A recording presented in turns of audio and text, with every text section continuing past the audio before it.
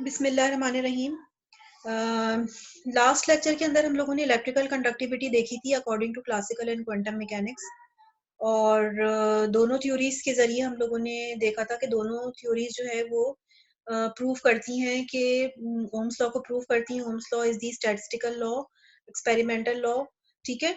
अब हम ये देखेंगे कि ये जो स्पेसिफिक हीट एक क्वांटिटी है जो कि एक थर्मल प्रॉपर्टी है मेटल की, उसको हम किस तरीके से एक्सप्लेन कर सकते हैं क्लासिकली और क्वांटम मैकेनिक्स के जरिए। तो दोनों तरीके से जो है वो हम देखेंगे।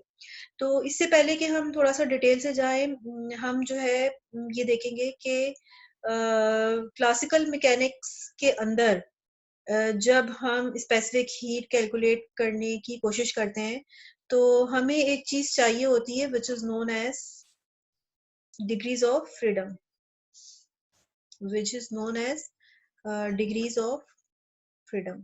तो वो क्या चीज होती है? वो ये होता है कि उसकी डेफिनेशन मैं अभी आप लोगों को बताती हूँ, लेकिन सबसे पहले ये देख लें कि हमारे इर्द गिर्द जो हमें मोशन नजर आते हैं वो दो तीन तरह के मोशन होते हैं। एक तो ट्रांसलेटरी मोशन होता है, एक वाइब्रेटरी मोशन होता है, एक सर्कुलेटरी मोशन होता है। तो अगर हमारे पास कोई भी ऑब्जेक्ट स्ट्रेट लाइन मोशन कर रहा है, ट्रांसलेटरी मोशन कर रहा है, तो उसकी एनर्जी जो है काइनेटिक एनर्जी कहलाती है। और उसको हम किस तरह से लिखते हैं? Half M V square. यानी कि उसकी एनर्जी को एक्सप्लेन करने के लिए हमें कितनी टर्म्स की जरूरत है? सिर्फ एक टर्म के जरिए, यानी कि ये सिर्फ एक टर्म के जरिए हम उसकी काइनेटिक एनर्जी जो है वो निकाल सकते हैं।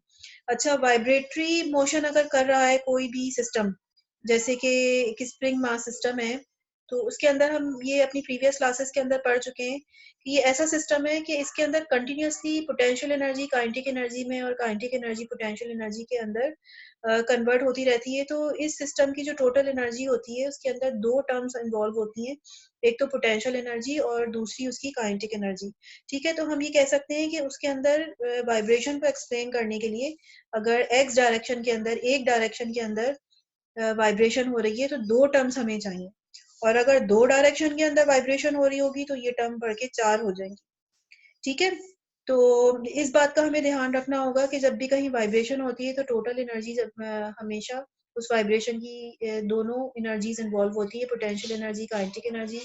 लेकिन अगर कोई स्ट्रेट लाइन के अंदर मोशन कर रहा है तो उसमें सिर्फ एक टर्म इन्वॉल्व होती है। और इसी तरीके से अगर कोई ऑब्जेक्ट रोटेट कर रहा है तो रोटेशनल काइनेटिक एनर्जी जो है वो एक्सप्लेन होती है, यानी कि एक टर्म के जरिए जो है वो हम रोटेशनल काइनेटिक एनर्जी एक्सप्लेन कर देते हैं। उसमें कोई पोटेंशियल एनर्जी का चक्कर नहीं होता। तो यहाँ पर हम ये देखते हैं कि मैकेनिक्स में हम ये अपनी पढ़ चुके हैं कि तीन तरह के मोशन होते हैं, ट्रांसलेटरी मोशन, वाइब्रेटरी मोशन और रोटेटरी मोशन। ठीक है, और उस सिस्टम के अंदर कितनी उस सिस्टम की एनर्जी निकालने के लिए क्या फॉर्मूले होते हैं, और उन फॉर्मूले हम उसको नंबर ऑफ टर्म्स भी दे सकते हैं कि एक टर्म चाहिए, ठीक है पूरी, और वाइब्रेशन को एक्सप्लेन करने के लिए दो टर्म्स चाहिए, और रोटेशन को एक्सप्लेन करने के लिए तीन टर्म्स जो है वो एक टर्म चाहिए, सॉरी एक टर्म। ठीक है, अच्छा अब थोड़ा सा आगे बढ़ते हैं। इर्द गिर्द देखिए हमें नजर, ये मैंने एग्जांपल शो की थी कि हमें डेली लाइफ के अंदर ट्रांसलेटरी मोशन, वाइब्रेटरी मोशन और रोटेटरी मोशन का अंदाजा है कि ये क्या होते हैं। तो यही मैंने बस यहाँ पर शो करना था कि एटम्स और इलेक्ट्रॉन्स भी ये तीनों तरह के मोशन कर सकते हैं। ठीक है, माइक्रोस्कोपिक लेवल पे एटम भी ये तीनों तरह के मोशन करता है, रोटेट भी कर सकते हैं मॉलिक्यूल्स और एटम्स। मॉलिक्यूल्स बेसिकली रोटेट करते हैं, वाइब्रेशन भी होती है इनके अंदर, और ट्रांसलेशन भी होती है। जो इर्द गिर्द हमें मोशन नजर आते हैं वो एक मॉलिक्यूल और एटम भी कर सकता है। ठीक है, अच्छा अब हम आ जाते हैं डिग्रीज ऑफ फ्रीडम की तरफ। डिग्रीज ऑफ फ्रीडम जो है स्टैटिस्टिकल मैकेनिक्स में उसकी डिफरेंट तरीके से डेफिनेशन दी जाती है, लेकिन मैं अपने सब्जेक्ट के हिसाब से डिग्रीज ऑफ फ्रीडम को अगर मैं कहूँ तो जैसे मिसाल के तौर पे मेरे पास एक्स, वाई और जेड एक्सिस है और एक एटम रखा हुआ है, उसकी पोजीशन को स्पेसिफाई करने के लिए मुझे कितने कोऑर्डिनेट्स चाहिए? 3 कोऑर्डिनेट्स। लेकिन अगर मेरे पास n एटम्स हैं तो मैं कहूंगी कि मुझे 3n कोऑर्डिनेट्स चाहिए। 3n कोऑर्डिनेट्स आई हैं और ये एक फॉर्मूला है स्टैंडर्ड, ये बराबर होगा number of terms required to define kinetic energy, number of terms required to define rotational energy, ठीक है, rotational energy plus number of terms required to define vibrational energy, ठीक है। तो ये मैंने भी आपको बता दिया है कि अगर कोई ट्रांसलेटरी मोशन कर रहा है तो काइनेटिक एनर्जी के लिए एक टर्म की जरूरत होती है, कोई बॉडी अगर रोटेट कर रही है तो उसके लिए एक टर्म की जरूरत होती है, लेकिन अगर कोई वाइब्रेट कर रहा है तो उसकी एनर्जी को एक्सप्लेन करने के लिए हमें दो टर्म्स की जरूरत होती है। तो ये मेरे पास जो है ना वो एक जनरल फॉर्मूला होता है। तो डिग्रीज ऑफ फ्रीडम को मैं डिफाइन करती हूँ कि number of terms required to number of terms required to express their energies, ठीक है। energies कितनी टर्म्स हमें टोटल लग रही, नंबर ऑफ टर्म्स जस्ट 1 2 3 4, ये नंबर ऑफ टर्म्स हमें काउंट करना। और ये क्या चीज है, ये नंबर ऑफ एटम्स है इन अ मॉलिक्यूल। एक मॉलिक्यूल के अंदर कितने एटम्स जो हैं वो मौजूद हैं। तो ये जो है एन है। अच्छा, अब मैं इसको थोड़ा सा और भी प्रॉपर तरीके से भी डिफाइन कर सकती हूँ। जैसे यहाँ पर लिखा हुआ है कि डिग्रीज ऑफ फ्रीडम क्या चीज है, degree of freedom is defined as a number of independent ways in which an atom और मॉलिक्यूल कैन एब्जॉर्ब और रिलीज और स्टोर द एनर्जी। तो हम यहाँ पर ये कह सकते हैं वेज, वेज मीन्स टर्म्स, ठीक है। Degrees of freedom defined as a number of independent terms in which an atom or molecule can absorb or release or store the energy. एक एटम या मॉलिक्यूल एनर्जी को absorb और release कर सकता है। Absorb और रिलीज करने का मतलब क्या है कि एनर्जी को एब्जॉर्ब करेगा, ट्रांसलेटरी मोशन करेगा, एनर्जी को एब्जॉर्ब करेगा, रोटेशन करेगा, एनर्जी को एब्जॉर्ब करेगा, वाइब्रेशन करेगा, और वाइब्रेशन करने के लिए हमें दो टर्म्स चाहिए। तो जो डेफिनेशन मैंने बताई वो बिल्कुल सेम वही डेफिनेशन है। Degrees of freedom is defined as the number of independent terms in which an atom और मॉलिक्यूल कैन एब्जॉर्ब और रिलीज और स्टोर द एनर्जी। ओके, तो अब हम देखते हैं कि अगर हमारे पास एक मोनोएटॉमिक गैस है, यानी कि एन मेरे पास जो है वो क्या है, 1 है, यानी कि कोई ऐसी गैस है जैसे हीलियम है, एग्जाम्पल नियॉन है, आर्गन है। तो अब ये जो हीलियम और नियॉन और आर्गन है, ये जो है ना रोटेशन नहीं करती, ये सिर्फ और सिर्फ ट्रांसलेटरी मोशन कर सकती है जेड डायरेक्शन में, एक्स डायरेक्शन में और वाई डायरेक्शन। ये ना वाइब्रेट करेंगे एटम्स और ना ही जो है ना वो रोटेट करेंगे। ये किस तरह का मोशन कर सकते हैं, सिर्फ और सिर्फ ट्रांसलेटरी मोशन कर सकते हैं, या तो एक्स डायरेक्शन में या वाई डायरेक्शन में या जेड डायरेक्शन में, तीन डायरेक्शन के अंदर ये ट्रांसलेटरी मोशन कर सकते हैं। तो अगर मैं इस वाले फॉर्मूले के अंदर देखूं तो मैं ये कहूंगी कि रोटेशन तो इसके अंदर हो ही नहीं रही है, वाइब्रेशन तो हो ही नहीं रही है, सिर्फ और सिर्फ जो है ना वो क्या हो रहा है, सिर्फ हो रहा है जनाब यहाँ पे ट्रांसलेटरी मोशन। तो उसके ट्रांसलेटरी मोशन को एक्सप्लेन करने के लिए मुझे कितने टर्म्स चाहिए, इस वाले फॉर्मूले में मैं पुट कर दूंगी, क्योंकि ये मोनोएटॉमिक गैस है तो नंबर ऑफ एटम्स कितने हो गए मेरे पास, 1।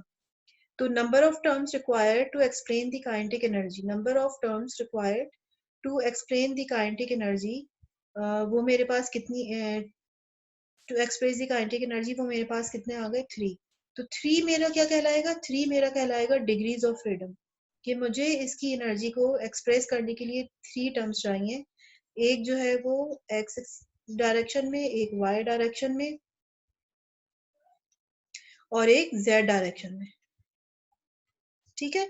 तो इसकी डिग्रीज ऑफ फ्रीडम कितने हो गए। तो अमूमन जो मोनोएटॉमिक गैसेस होती हैं उनके अंदर क्या सलाहियत होती है, उनके अंदर ये सलाहियत होती है कि वो सिर्फ और सिर्फ ट्रांसलेटरी मोशन कर सकें। अच्छा, अब इसकी नेक्स्ट एग्जांपल देखते हैं। मेरे पास जो है वो डायटोमिक गैस है, मिसाल के तौर पे H2 है, O2 है या N2 है, ठीक है। तो अब उसमें क्या हो रहा है, यहाँ पर हम गौर से देखते हैं कि ये जो है ना हाइड्रोजन मॉलिक्यूल है, जैसे ये रखा हुआ है एक्स डायरेक्शन के अंदर, तो जब ये एक्स डायरेक्शन के अंदर रखा हुआ है, तो अब क्या होगा कि ये पूरा के पूरा मॉलिक्यूल एक्स डायरेक्शन के अंदर भी मूव कर सकता है, और ये पूरा के पूरा मॉलिक्यूल जो है वो ये जेड डायरेक्शन है अगर, तो ये जेड डायरेक्शन के अंदर भी मूव कर सकता है, और ये वाई डायरेक्शन के अंदर पूरा के पूरा मॉलिक्यूल ऊपर ये जा सकता है। इसका मतलब ये है कि ये ट्रांसलेशनल एनर्जी रखता है, ट्रांसलेट कर सकता है, ठीक है, ये तीनों डायरेक्शन के अंदर ट्रांसलेट कर सकता है। अच्छा, अब रोटेशन अगर हम देखें तो ये जो है ना एक्स एक्सिस के ऊपर ये अगर मॉलिक्यूल रखा हुआ है तो ये रोटेट कर सकता है वाई डायरेक्शन के अंदर। इस तरह से ये पूरा के पूरा मॉलिक्यूल रोटेट करेगा, एक्सिस इसका हो जाएगा वाई एक्सिस। और अगर मैं देखूं तो ये मॉलिक्यूल इस तरह से भी रोटेट कर सकता है एक्स वाई प्लेन में, perpendicular to the Z direction. अब इसका एक्सिस जो है वो जेड हो जाएगा, तो ये जेड डायरेक्शन के अंदर भी रोटेट कर सकता है, यानी ये दो डायरेक्शन के अंदर रोटेट कर सकता है। ये थर्ड डायरेक्शन के अंदर रोटेट नहीं कर सकता क्योंकि इसी एक्सिस के ऊपर तो ये रखा हुआ है। तो इसकी जो रोटेशन होगी वो दो एक्सिस के दरमियान हो सकती है। अच्छा, एक केस होता है रिजिड। रिजिड अगर है ये, तो इसका मतलब ये हुआ कि इन दोनों के दरमियान जो फासला है ना वो है कांस्टेंट। तो अगर ये फासला इन दोनों के दरमियान कांस्टेंट है तो ये क्या कहलाएगा, रिजिड। तो रिजिड अगर ये डायटोमिक मॉलिक्यूल है और ये रिजिड है तो इसमें वाइब्रेशन भी जो है ना नहीं होगी, वाइब्रेशनल काइनेटिक एनर्जी नहीं होगी। तो अगर हम उसके डिग्रीज ऑफ फ्रीडम निकालें तो डिग्रीज ऑफ फ्रीडम कैसे निकलेंगे, 3 जो है वो ट्रांसलेशनल काइनेटिक एनर्जी के और रोटेशनल काइनेटिक एनर्जी के 2। हम इसको फॉर्मूले से भी निकाल सकते हैं, 3n minus is equal to kinetic energy की टर्म्स, ठीक है, number of terms for kinetic energy which is 3, और रिजिड है तो इसमें वाइब्रेशन तो होगी नहीं, और number of terms for rotation. तो यहाँ से मुझे पता है कि ये डायटोमिक मॉलिक्यूल है, तो n मेरा क्या हो गया, 2 हो गया, 3 2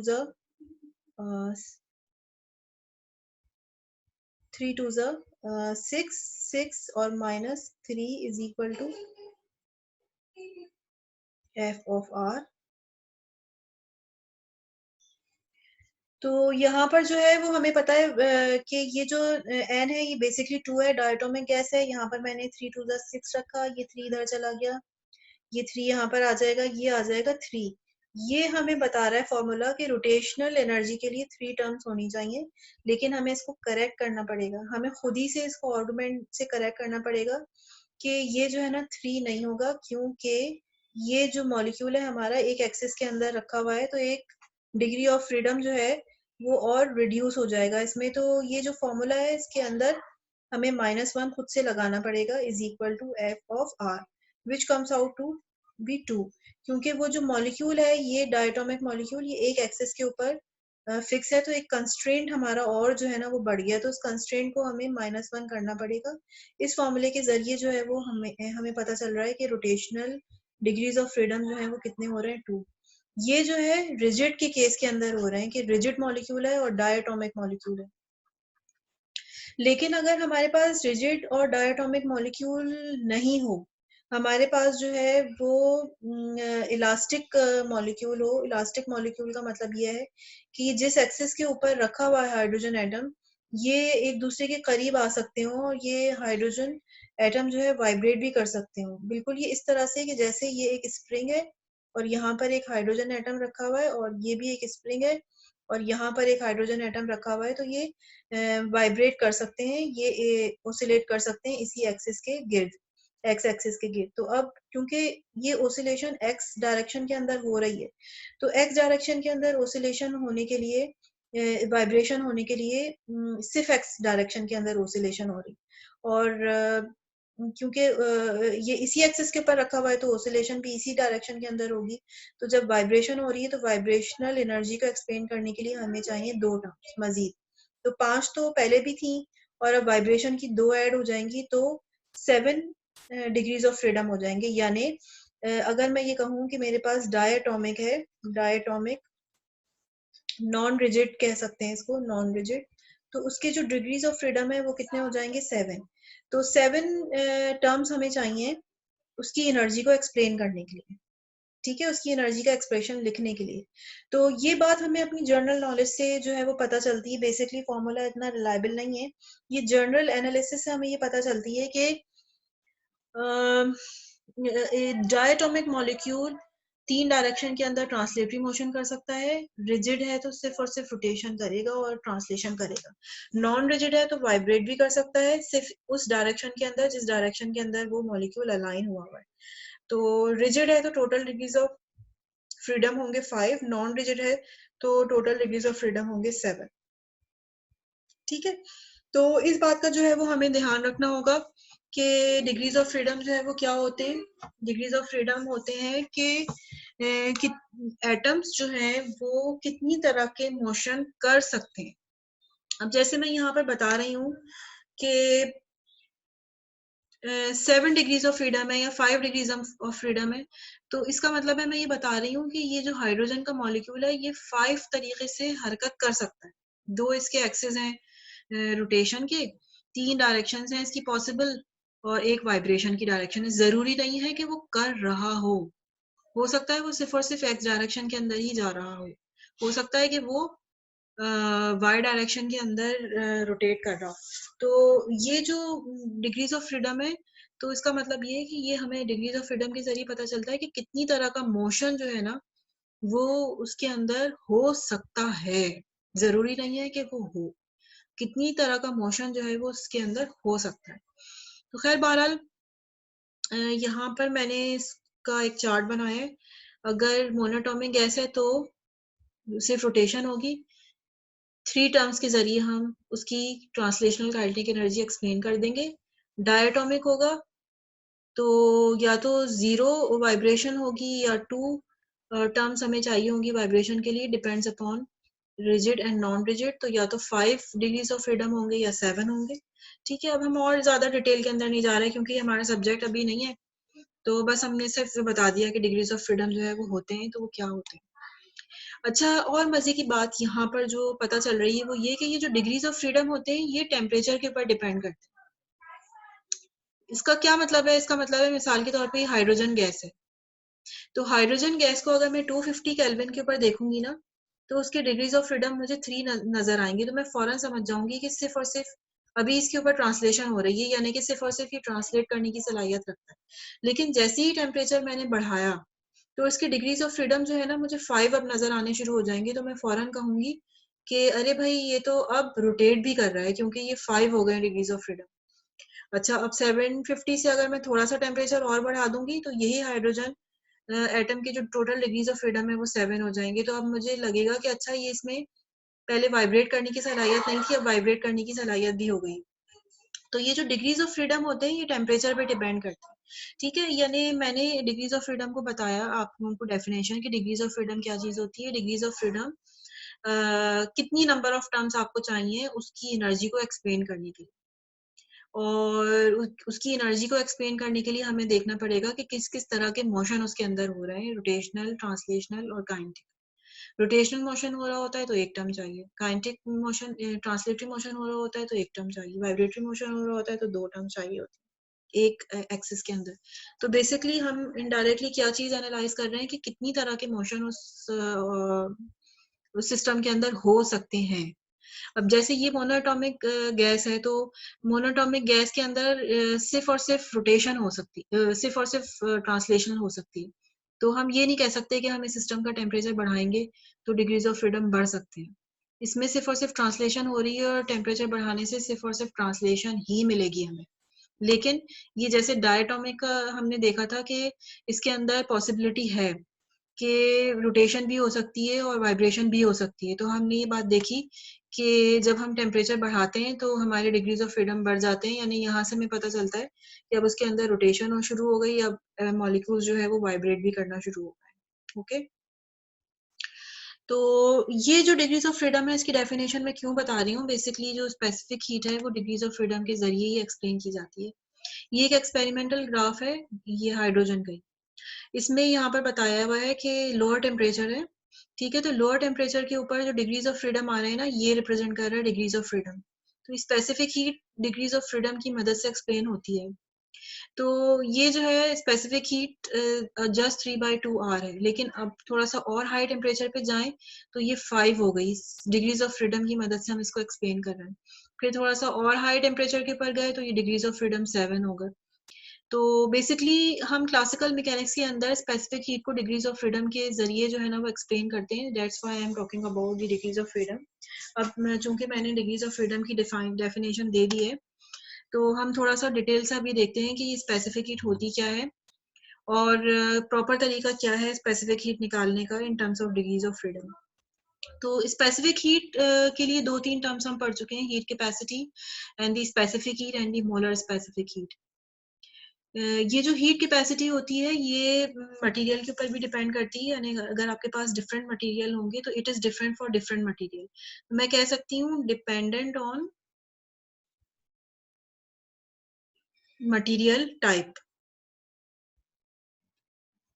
अगर वाटर है तो उसकी हीट कैपेसिटी अलग होगी, अगर कॉटन है तो उसकी हीट कैपेसिटी जो है वो अलग होगी, ठीक है। अच्छा, ना सिर्फ मटेरियल टाइप के ऊपर डिपेंड करती है बल्कि डिपेंडेंट ऑन अमाउंट।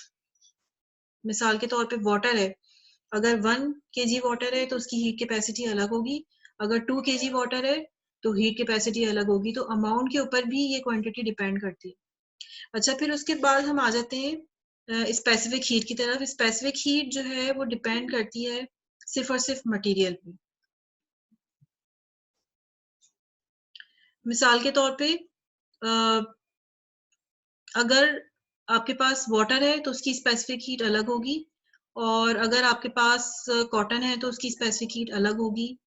लेकिन ये अमाउंट पे डिपेंड नहीं करती, क्योंकि अब हमने इसको मास से डिवाइड कर दिया है। इट इज स्टैंडर्ड पर केजी कितना अमाउंट ऑफ हीट रिक्वायर्ड है टेम्परेचर राइज करने के लिए, उसको हम कहते हैं स्पेसिफिक हीट। तो ये जो क्वांटिटी है ये सिर्फ और सिर्फ डिपेंड कर रही है किसके ऊपर, मटेरियल के ऊपर। अच्छा जनाब, मोलर स्पेसिफिक हीट क्या होती है? Molar specific heat it is independent of amount and type of material। ठीक है, ना तो ये टाइप पे डिपेंड करती है ना अमाउंट पे डिपेंड करती है। फिर किस चीज पे डिपेंड करती है?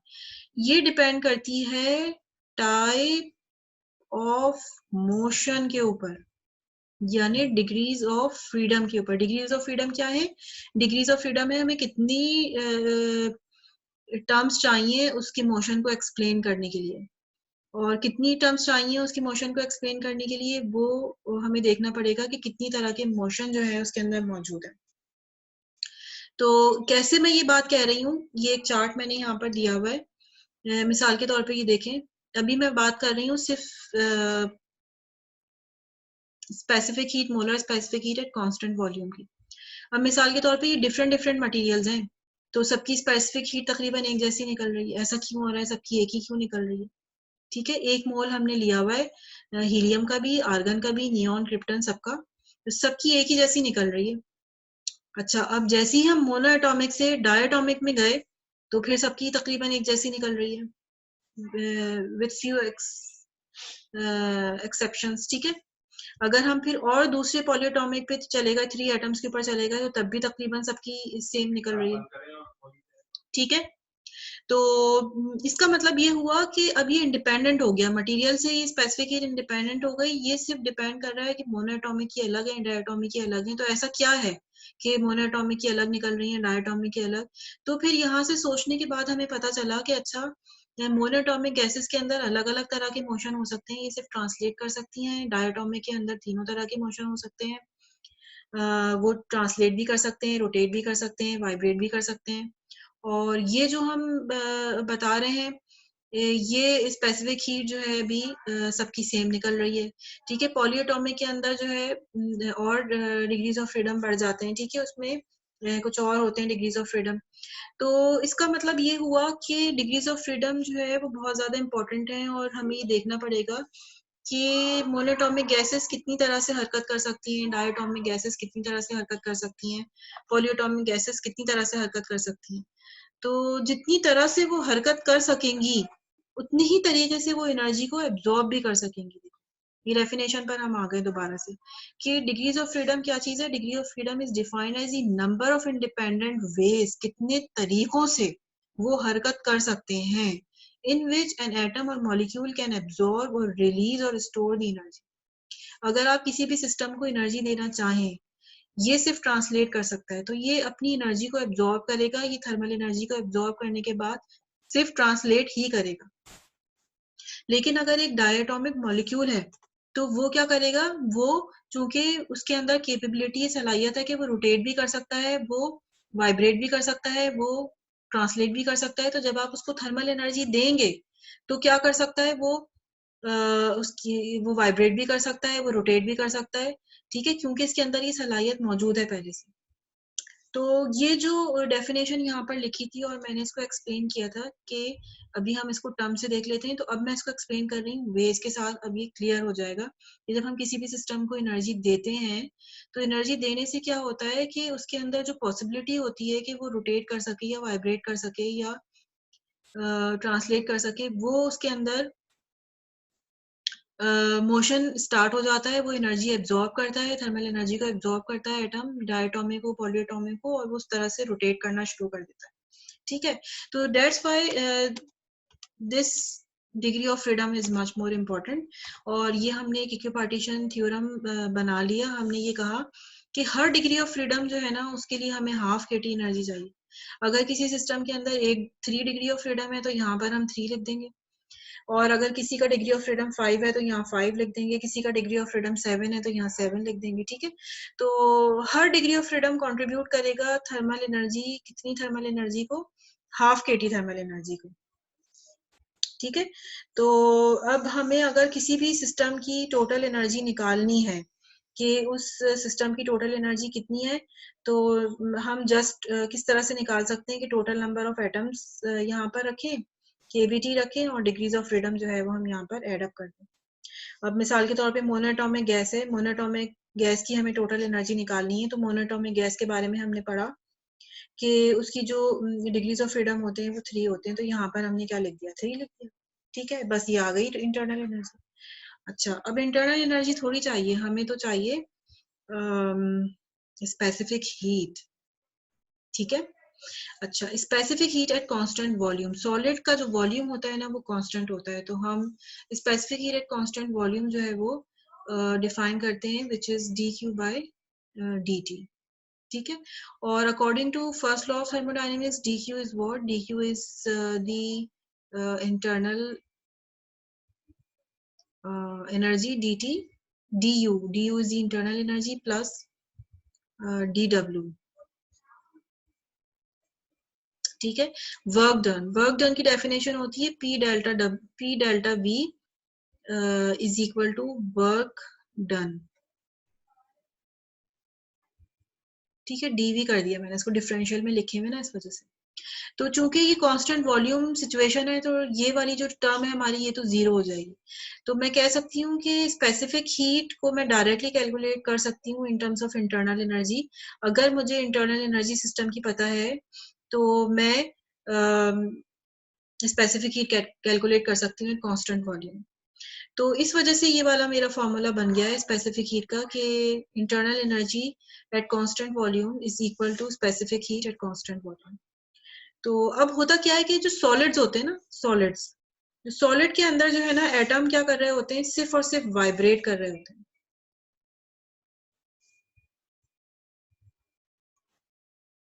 ठीक है। सॉलिड के अंदर जो है वो हमारे पास वाइब्रेशन होती है, ठीक है। और तो अब वाइब्रेशन जो है वो तीनों डायरेक्शन के अंदर हो सकती है, वाइब्रेशन एक्स डायरेक्शन में भी हो सकती है, वाई डायरेक्शन में भी, और जेड डायरेक्शन में। तो अगर एक्स डायरेक्शन के अंदर एटम्स वाइब्रेट कर रहे हैं तो इसके लिए भी मुझे 2 टर्म्स चाहिए, वाई डायरेक्शन के अंदर ही वाइब्रेट कर रहे हैं तो मुझे 2 टर्म्स चाहिए, और जेड डायरेक्शन के लिए भी मुझे 2 टर्म्स चाहिए। तो टोटल डिग्रीज ऑफ फ्रीडम मेरे जो होते हैं वो 6 होते हैं। तो अगर मैं इसकी इंटरनल एनर्जी देखूं तो इंटरनल एनर्जी कैसे निकालूंगी, जस्ट नंबर ऑफ एटम से मल्टीप्लाई कर दूंगी मैं किसको, डिग्रीज ऑफ फ्रीडम को मल्टीप्लाई कर दूंगी हाफ केटी से, तो मुझे पता चल जाएगा कि इसकी इंटरनल एनर्जी सॉलिड की, किसी भी सॉलिड की, वो बराबर हो गई इसके, ठीक है। और ये basically N nought is the Avogadro number, अगर मैं इसको एन ए कह दूं, ये N is the Avogadro number, 1 mole के लिए हम जो है वो कैलकुलेट कर रहे हैं स्पेसिफिक हीट। तो ये जो एन ए के भी है, Boltzmann constant multiply by Avogadro number, ये आर के बराबर आ गया। और स्पेसिफिक हीट किसके बराबर होती है? इंटरनल एनर्जी का डेरिवेटिव ले लूं विद रिस्पेक्ट टू टेम्परेचर, इसका डेरिवेटिव लूंगी तो जस्ट 3 एन ए के बी बच जाएगा इज इक्वल टू 3 आर। ठीक है, तो यहाँ से मुझे पता चल गया कि स्पेसिफिक हीट सॉलिड की जो है वो 3 आर के बराबर होती है। और एक्सपेरिमेंटली क्या निकल रहा होता है? एक्सपेरिमेंटली भी यही निकल रहा होता है कि अगर मैं रूम टेम्परेचर के ऊपर किसी भी सॉलिड मटेरियल की स्पेसिफिक हीट देखूं तो वो 3 आर के बराबर निकल रही है। और ये जो 3 आर है ये सिर्फ और सिर्फ एटम का कंट्रीब्यूशन है, इसके अंदर इलेक्ट्रॉन का कोई कंट्रीब्यूशन नहीं है। 3 आर एक्सपेरिमेंटली निकल रही है, ये एक्सपेरिमेंटल ग्राफ है। तो इसका मतलब ये हुआ कि जो हम स्पेसिफिक हीट को डिफाइन करते हैं कि specific heat is what, specific heat is the amount of energy absorb to raise the temperature. ठीक है, इसका मतलब ये हुआ कि जब हम किसी भी सिस्टम को हीट अप देंगे, यानी मेटल को हम हीट करेंगे, तो मेटल हीट एब्जॉर्ब करेगा और सिर्फ वाइब्रेट करना शुरू कर देगा, एक्स डायरेक्शन में, वाई डायरेक्शन के अंदर और जेड डायरेक्शन में। That's it. ये जो इलेक्ट्रॉन है जो कि फ्री मूव कर रहे हैं, इनका कोई रोल नहीं है, ये हीट एनर्जी एब्जॉर्ब भी नहीं करेंगे और ना ये टेम्परेचर बढ़ाएंगे, तो ये कोई रोल प्ले नहीं कर रहे। यहाँ से नजर आ रहा है एक्सपेरिमेंटल ग्राफ के जरिए। जबकि अगर मैं क्लासिकल थ्योरी के अंदर इलेक्ट्रॉन्स को भी तो मुझे कंसीडर करना पड़ेगा भाई, किसी भी सॉलिड के अंदर सिर्फ और सिर्फ एटम्स थोड़ी हैं, इलेक्ट्रॉन्स भी हैं, और इलेक्ट्रॉन्स जो हैं वो फ्री हैं, तो उनके डिग्रीज ऑफ फ्रीडम कितने हो गए? 3। 3 डिग्रीज ऑफ फ्रीडम जब हो गए तो उनकी एनर्जी कितनी हो गई भाई? मेरे पास ये आ गया, इंटरनल एनर्जी उनकी कितनी हो गई? इंटरनल एनर्जी उनकी ये हो गई। तो specific heat due two electrons वो मेरे पास कितना आना चाहिए? 1.5 आर। ठीक है, 1.5 आर। इसका मतलब ये है कि क्लासिकल थ्योरी ये कह रही है कि फ्री इलेक्ट्रॉन्स के डिग्रीज ऑफ फ्रीडम तो 3 हैं, इतनी ज्यादा अमाउंट स्पेसिफिक हीट की कंट्रीब्यूशन में इलेक्ट्रॉन की होती है। इलेक्ट्रॉन भी एनर्जी एब्जॉर्ब करते हैं और टेम्परेचर राइज करते हैं बॉडी का, सिर्फ एटम्स नहीं करते हैं। तो इसका मतलब ये है कि अगर मैं टोटल स्पेसिफिक हीट देखूं तो आनी कितनी चाहिए? एटम्स की वजह से प्लस इलेक्ट्रॉन्स की वजह से। इलेक्ट्रॉन्स की वजह से आनी चाहिए 1.5 आर, और एटम्स की वजह से आना चाहिए 3 आर। इसका मतलब है टोटल आना चाहिए 4.5 आर। हमें ये देखना पड़ेगा कि एटम्स और इलेक्ट्रॉन्स को दोनों को का कंट्रीब्यूशन होता है अमाउंट ऑफ हीट एब्जॉर्ब करने में और किसी भी बॉडी का टेम्परेचर राइज अप करने में, लेकिन इलेक्ट्रॉन को इतना कंट्रीब्यूट करना चाहिए था लेकिन वो कर नहीं रहा है। एक्सपेरिमेंटली तो सिर्फ ये आ रहा है कि एटम्स कंट्रीब्यूट करते हैं, इलेक्ट्रॉन्स कोई रोल प्ले नहीं करते। तो ऐसा क्यों हो रहा है? ठीक है, तो अब हमें क्वांटम मैकेनिक्स की तरफ जाना पड़ेगा। ये एक डिस्क्रिपेंसी है जो कि क्लासिकल थ्योरी के अंदर है। क्लासिकल थ्योरी हमें ये बताती है कि एक्सपेरिमेंटल रिजल्ट्स के अंदर सिर्फ और सिर्फ एटम की कंट्रीब्यूशन आ रही है, इलेक्ट्रॉन की इतनी ज्यादा ह्यूज कंट्रीब्यूशन एक्सपेरिमेंटल रिजल्ट्स के अंदर नहीं आ रही है। तो क्वांटम मैकेनिकली हमें इस डिस्क्रिपेंसी को दूर करना पड़ेगा। तो बेसिकली स्पेसिफिक हीट कैपेसिटी जो है वो डिफरेंट मटेरियल की डिफरेंट होती है, लेकिन इसी तरीके से होती है, पहले रूम टेम्परेचर पे कांस्टेंट और फिर डिक्रीज होना शुरू हो जाती है विद रिस्पेक्ट टू टेम्परेचर। तो अभी हम सिर्फ बात कर रहे हैं कि जनरल बिहेवियर जो है वो उसका ये होता है कि वो कांस्टेंट रहे थोड़ी देर, ठीक है, और उसमें कांस्टेंट इसी रीजन के अंदर हम उसको एक्सप्लेन करने की कोशिश कर रहे हैं कि इसी रीजन में इलेक्ट्रॉन का क्या कंट्रीब्यूशन है वो हमें पता चल जाए। अभी हम टेम्परेचर के हिसाब से तो अभी हम कर ही नहीं रहे हैं कोशिश कि उसको कुछ पता चले, अभी तो हम सिर्फ यही कोशिश कर रहे हैं कि ये को हम एक्सप्लेन कर सकें। अच्छा, अब क्लासिकल थ्योरी जैसे मैंने भी आपको बताया कि वो हमें बता रही है कि इलेक्ट्रॉन जो है वो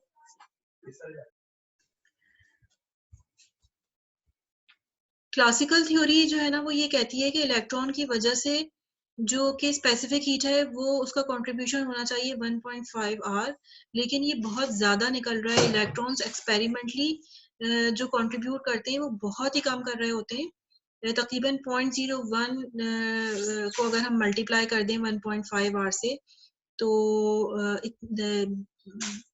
यानी 100 गुना कम, यानी कि इसको मैं इस तरह से कह सकती हूँ 1.5 आर डिवाइडेड बाय 100, इसको मैं ऐसे कह सकती हूँ कि एक्सपेरिमेंटली अगर बहुत प्रिसाइज एक्सपेरिमेंट किया जाए तो पता चलता है कि अच्छा ये 3 आर के अंदर एक फैक्टर शामिल है 0.0015 आर, और इलेक्ट्रॉन का जो कॉन्ट्रीब्यूशन है ना वो ये है एक्सपेरिमेंटली।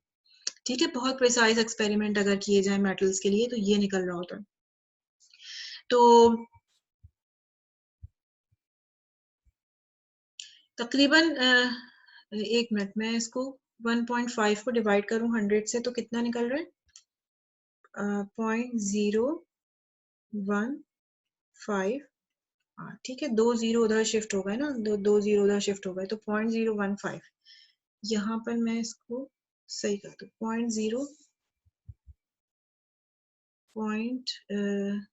जीरो पॉइंट इधर है। ठीक है, 0.015 आर निकल रही है एक्सपेरिमेंटल वैल्यू। तो अब हम क्वांटम मैकेनिकली देखना चाहते हैं कि ये किस तरीके से एक्सप्लेन हो सकती है।